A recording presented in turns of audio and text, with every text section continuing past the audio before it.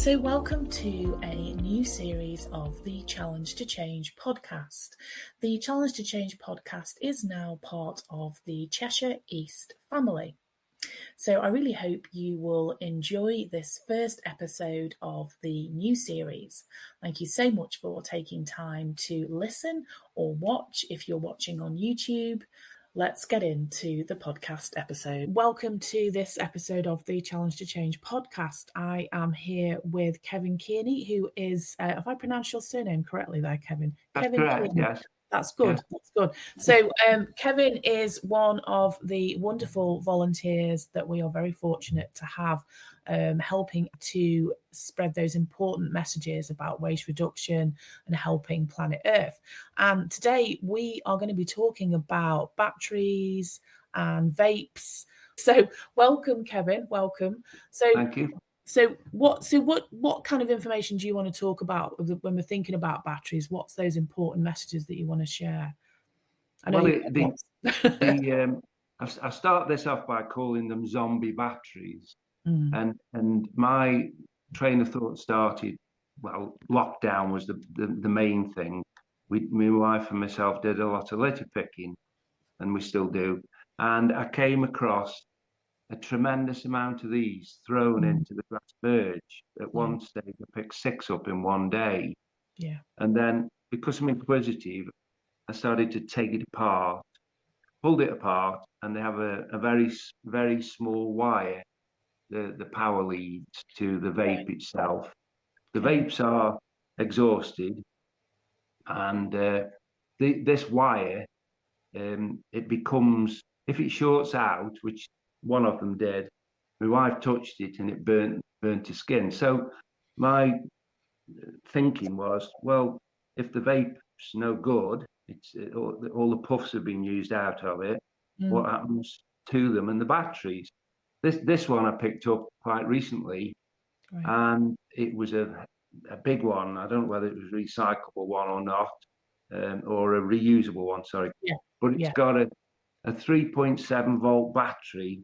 And when I tested it, which I use this gadget quite often, inexpensive off the internet, and it had a full charge. It had a 3.7 kit.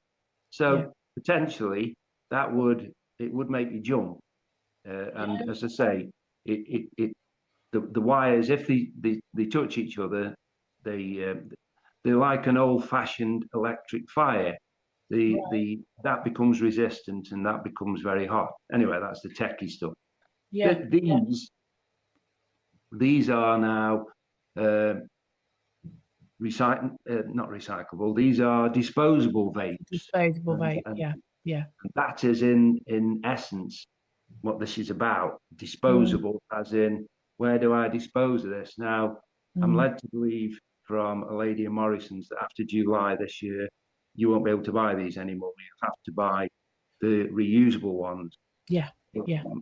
All supermarkets and all outlets that sell these gadgets have an obligation to take them back in. Yeah. I don't know. I've done a bit of research on the internet, and there are, this is staggering, 360 million of these are sold each year in Britain. That is staggering. 360 million. And that's just in Britain. That's incredible, isn't it? That's in the 4 nations of Britain. And there are 1 million a day discarded. So I don't know what percentage. I've looked, but I couldn't sort of drill down and get the figure of how many are picked up in shops, vape shops, supermarkets, and then recycled. But 1 million a day. A friend of mine, a neighbour, she works in the local school, and she said, I can get you as many of them as you want. A lot of children use them, and sadly that's not good, but there you go. Yeah. So they're thrown away or recycled, 1 million a day. So as I say, and if you consider, if you throw them away, if you put them in a dustbin, which is, if you're responsible, what do you do with them? Well, you take them back to where you bought them from. If you're not responsible or semi-responsible, you put them in the dustbin, and then it becomes somebody else's problem. Right. Okay. A dustbin lorry collects your rubbish. I'm talking about the box bin, general rubbish, and Rubbish, yeah. there are all manner of things that go in a waste lorry. Yeah. And if you put these in, or these fellas, very common, AAs, Yeah. and they, because they're open-ended, they can short, and it doesn't take a lot to start a fire in the lorry. I was looking at some videos on YouTube about bin lorries. I know for a fact that last year in 2024, Cheshire East lost 2 bin lorries. And if you look, you're talking about, where did I wrote it down here? They cost £250,000 each. Now, I know they're insured, but when Cheshire East lose them, and they lost 2 last year, they have to hire trucks in to replace them. And I found that staggering. The normal bin lorry will last for about 9 to 10 years because they do a hefty job. They're out and about. So that the other aspect, again, I hadn't thought about was the safety of the crew. If they're driving a bin lorry and in the back there's a nice little fire cooking away, they've got a flow of air going through as they're moving down the road. And if if the bin lorry goes on fire, they've got to abandon ship quick. You've got the general public, you've got all sorts of chemicals, and going in a lorry, you've got plastics, you've got basic waste, and you can get toxic fumes very quickly out of them. So it's one of them, a message that I'd say when if I go out and talk to people, I always say, don't do it. Don't do it. There are plenty of facilities to recycle batteries and these vapes. Now, that brings me on to, I don't know whether we can see this. There we go. There. Yeah, that's our little collection of batteries, which we take to the supermarket. They are, as I say, they're dead to us, but if you test them with this gadget, you'll find they've still got life in them, which indicates that they're not dead, but they're no longer useful to do, to work your alarm clock or the torch, whatever. They're not fit for purpose anymore, kind of thing, but they've still got that, some charge in them. Yeah, absolutely. So you've got AAs, AAAs, and then I've got a hearing aid, and I use these little fellas. Yeah. And I'll use one of them every 9-10 days. I couldn't tell you how often. Yeah. And they can all be recycled. Now, the chemicals inside them can be recycled and reused. The process, I don't know what happens to them, but they are responsibly sorted out. Now, an interesting fact, nobody actually knows how many of these are sold or made each year. Again, I've done a little bit of digging. Batteries, the average person uses 21 of these a year. Now, that's the average. So some people are using a lot more, some are using a lot less.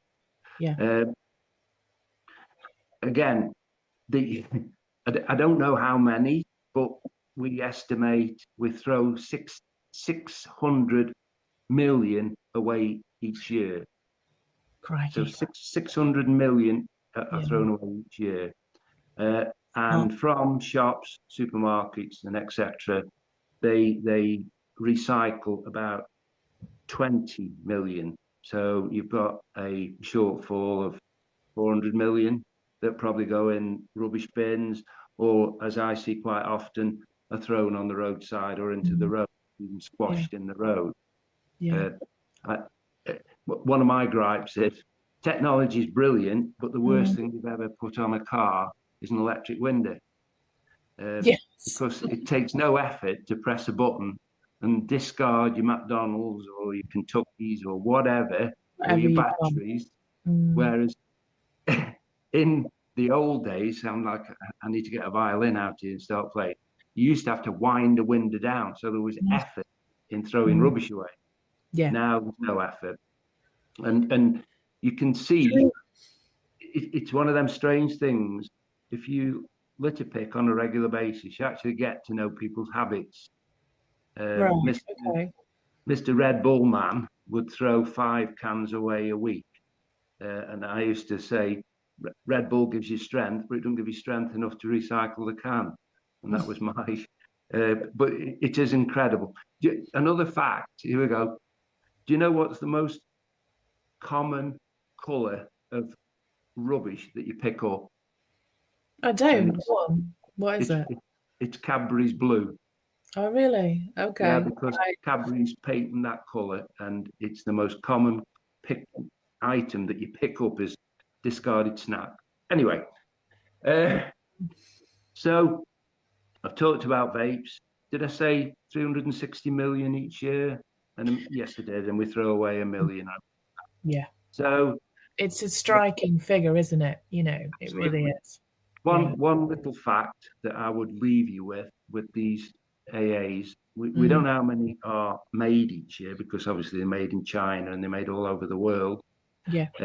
But somebody has calculated, and I don't know how you calculate it, but if you laid every battery that's used in the UK end to end, Right. it would go to Australia and back, which is something like It's an awfully long way. 16,000 miles of batteries.